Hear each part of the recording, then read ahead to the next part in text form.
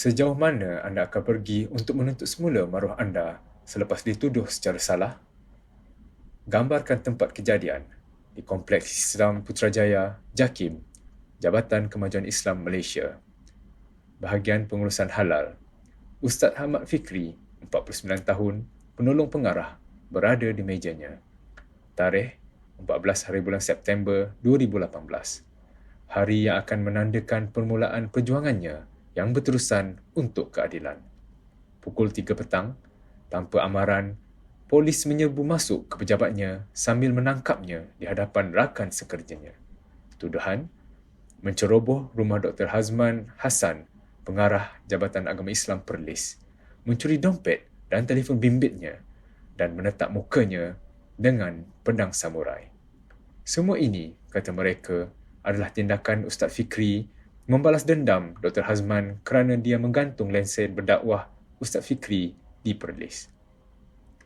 Bayangkan kejutan, kehinaan, tetapi ia tidak berhenti di situ. Ustaz Fikri kemudiannya dikenakan keadaan tidak berperkemanusiaan dalam lokap di Perlis. Diperlakukan seolah-olah dia adalah suspek dalam kes keganasan. Reputasinya tercela. Tetapi Ustaz Fikri, seorang yang tabah, enggan membiarkan ketidakadilan ini berlarutan. Dia membawa perjuangannya ke mahkamah, menyaman 3 pegawai PDRM dan Kerajaan Malaysia. Tuntutan beliau mudah, menuntut permohonan maaf secara terbuka, menuntut kerosakan, menuntut kos. Namun, kedua-dua mahkamah seksyen dan mahkamah tinggi menafikan apa yang dia minta. Maju pantas hingga 6 tahun kemudian, semangat Ustaz Fikri tetap tidak putus. Dia terus memperjuangkan keadilan untuk mendedahkan kebenaran tentang keadaan kotor, tidak berperi kemanusiaan dan tidak suci yang dialaminya dalam lokap polis. Dia berjuang bukan hanya untuk dirinya sendiri, tetapi untuk mengelakkan penyalahgunaan kuasa dan keistimewaan masa depan. Pada bulan Mac 2024, Ustaz Fikri memfailkan rayuan kedua, meminta Mahkamah Rayuan menimbang semula kesnya.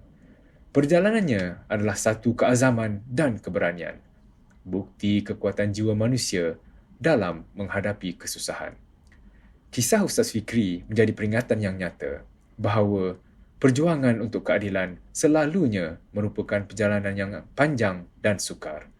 Satu yang memerlukan ketahanan yang tidak berbelah bahagi. Tetapi, ia adalah satu perjalanan yang patut dilakukan. Kerana keadilan yang dinafikan di mana-mana, mengurangkan keadilan di mana-mana.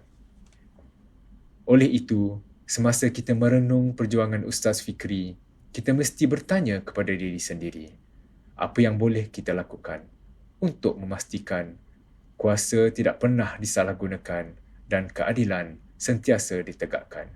Kerana pada akhirnya, ia bukan tentang perjuangan seorang lelaki untuk keadilan, tetapi tentang mewujudkan dunia di mana keadilan adalah hak, bukan keistimewaan.